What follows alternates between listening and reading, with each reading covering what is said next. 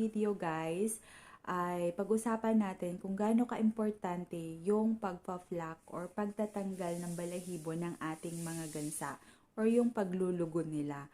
Kung napapansin nyo, diba, after nilang mangitlog, hindi na sila mangingitlog ulit or nag-hatch sila ng kanilang itlog, hindi na sila mangingitlog.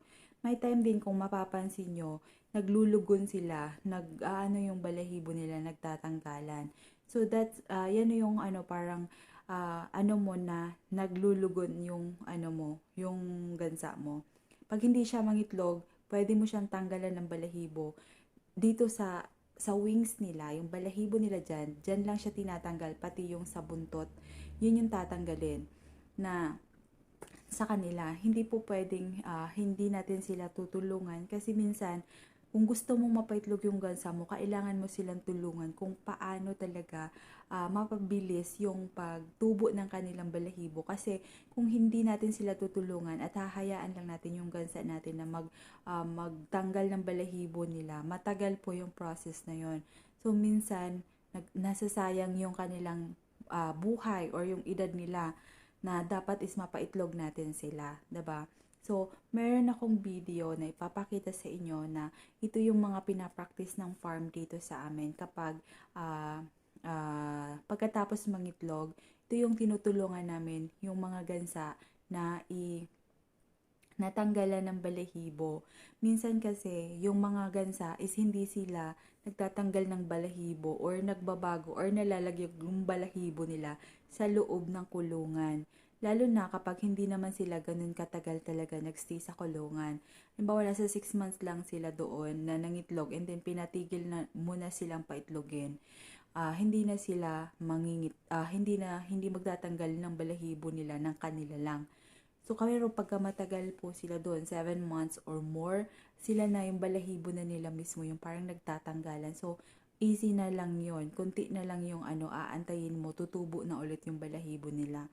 Pero meron namang case na parang hindi talaga matanggal yung balahibo nila. Yung parang maganda pa rin yung balahibo nila.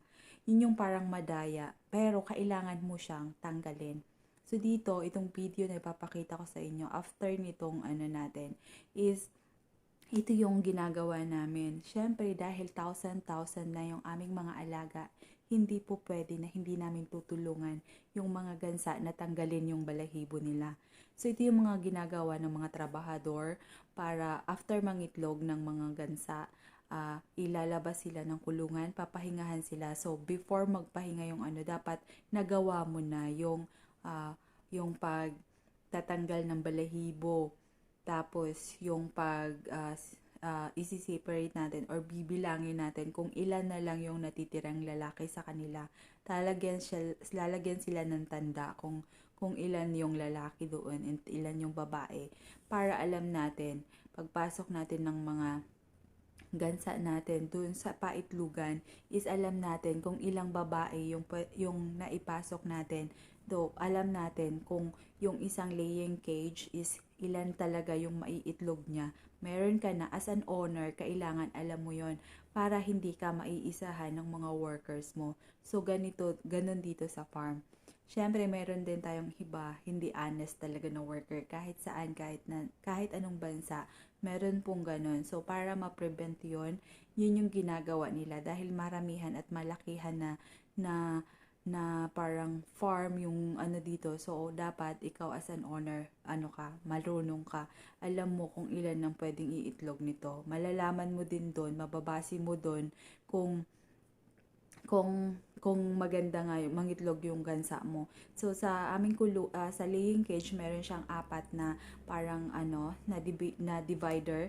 So every divider meron siyang 1,000 heads na babae, and then every 1,000 magdadagdag lang tayo dito ng lalaki nila. So kung ilan yung dapat na sinabi ng boss namin na ilalagay doon na lalaki, yun lang yung dapat ilagay nila doon. So, ganun po yung namin, technique namin. Tapos by area guys, pwedeng malaman doon kung ilan lang ang nangingitlog dito. Kasi yung pati sa paitlugan, may divider yun, hindi pwedeng maghalo-halo. So, nang sa ganun, kung alin yung pinaka na hindi masyadong maganda mangitlog, magdadagdag ka ng pakain doon or magdadagdag ka ng vitamins doon.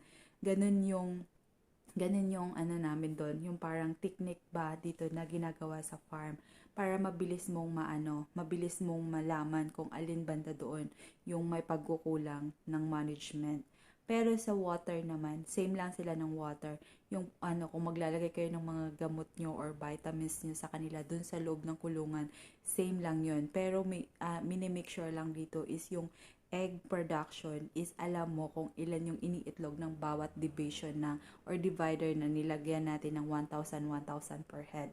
So, minsan, yung isang kulungan namin is 4,000 na babae ang nanton or 3,000 or 2,000. It's depend kung gaano kadami ang gusto mong ilagay doon. Pero mas better na hindi crowded sa amin dito. Pero pagka sobrang daming inahin, walang choice kung hindi i-crowded talaga kasi kulang yung kulungan.